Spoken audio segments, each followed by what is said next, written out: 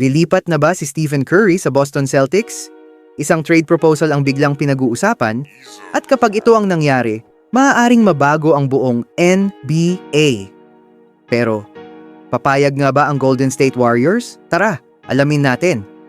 What's up mga idol? Welcome back sa channel. Kung mahilig kayo sa NBA trade rumors, basketball updates, at mga blockbuster trade scenarios, siguradong para sa inyo ang video na ito. Simulan na natin! Kamakailan, maraming fans ang nag-usap tungkol sa posibilidad na mapunta si Stephen Curry sa Boston Celtics. Hindi pa ito official, pero kung pag-uusapan ng asset, isa ang Celtics sa mga team na may kakayahang gumawa ng napakalaking trade package. Mayroon silang future first round picks, young players, at iba pang assets na pwedeng maging kapalit ng isang all-time great tulad ni Curry. Pero ito ang tanong, sapat na ba ang draft picks para isuko ng Warriors ang pinakamahalagang player sa kasaysayan ng kanilang franchise?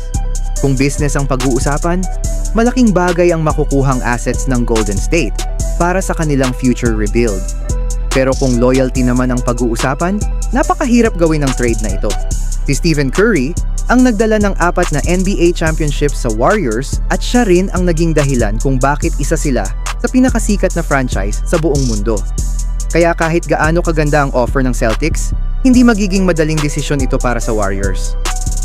At ngayon, gusto kong marinig ang opinyon ninyo. Kung kayo ang Warriors, tatanggapin nyo ba ang offer ng Boston Celtics? O mas pipiliin nyong manatili si Stephen Curry hanggang sa kanyang pagre-retiro?